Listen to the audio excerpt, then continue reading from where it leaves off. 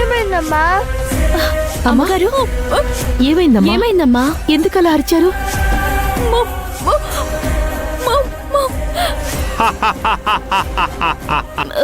ఏం చెప్తున్నారు? మీ మాట మాకు వినబట్టం లేదమ్మా. ఏమైందమ్మా? మాట్లాడు. దేవుడా, ఏమైంది? ఏంటమ్మా, మీకు మాట రావడం లేదా? ఏంటిది భగవంతుడా? భైరవీదేవి, అమ్మగారికి మాట రావడం లేదేంటి? భయపడుకు లక్ష్మమ్మ. అమ్మగారు మాట్లాడడానికి ప్రయత్నించండి. ట్రై చేయమ్మా.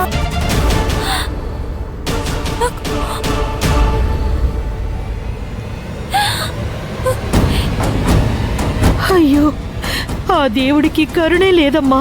కష్టాల మీద కష్టాలు పెడుతుంటే ఎలాగమ్మా బ్రతికేది? అమ్మ మాట్లాడమ్మా, ప్రయత్నించమ్మా. నాకు భయం వేస్తుందమ్మా, మాట్లాడమ్మా. సుజాత, వెళ్ళి దేవుడి గదిలో కలస చెంబు దీపం తీసుకునిరా. సరే అమ్మా. తెల్లారేసరికల్లా అంతా సరైపోతుంది. ఒక్కోసారి ఇంతే అమ్మగారు, అప్పుడప్పుడు ఇలా జరుగుతూ ఉంటుంది. మళ్ళీ మాట వచ్చేస్తుందమ్మా. మీరేమీ ఆలోచించకండమ్మా. లక్ష్మమ్మ,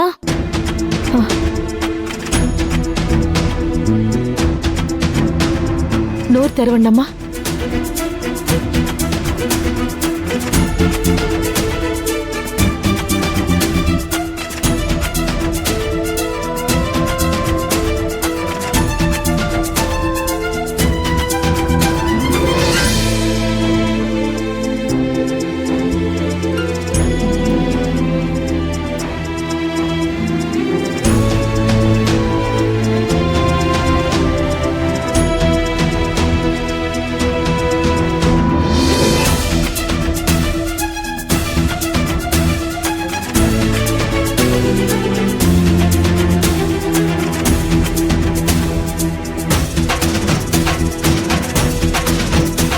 ఏం కాదు, కలసం నీరు దీపం రెండు ఇక్కడే ఉంటాయి. మీరు భయపడకండి, పడుకోండమ్మా. తెల్లారేసరికల్లా అంతా సెట్ అయిపోతుందమ్మా. సరే.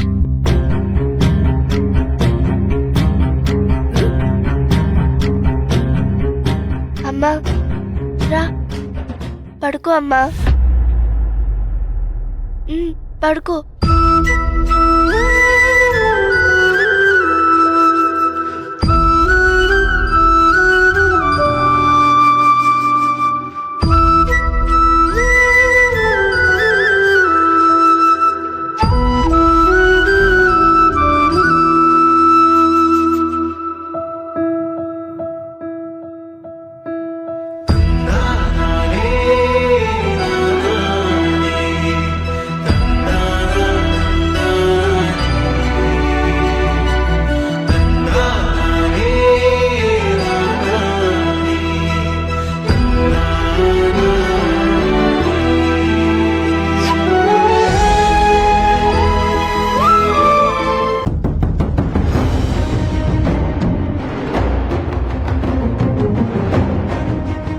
ఎందుకు లక్ష్మమ్మ ఒక్కసారిగా అమ్మగారికి మాట రాకుండా పోయింది?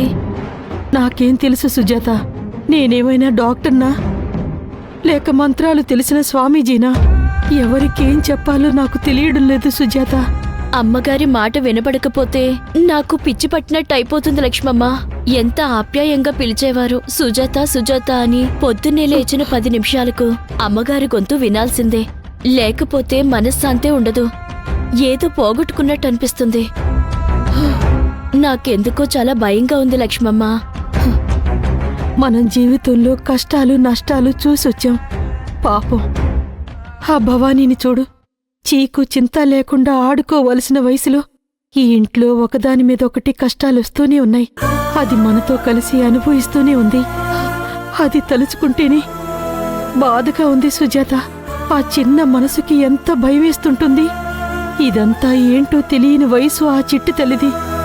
అవును లక్ష్మమ్మ, ఇవన్నీ ఈ వయసులో అనుభవించాల్సిన అవసరం ఉందా? చూద్దాం లక్ష్మమ్మ ఏమవుతుందో. అంతా ఆ భైరవీదేవి మీద భారం వెయ్యాలి. నాకెందుకో ఇదంతా ఆ దుష్టశక్తి ప్రభావమే అనిపిస్తుంది.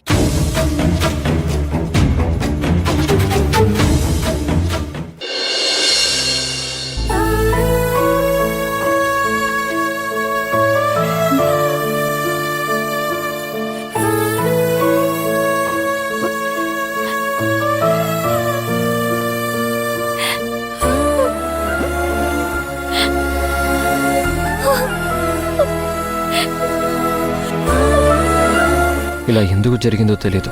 డాక్టర్ గారిని రమ్మన్నాను. వచ్చాక చెక్ చేస్తే అన్ని వివరాలు తెలుస్తాయి.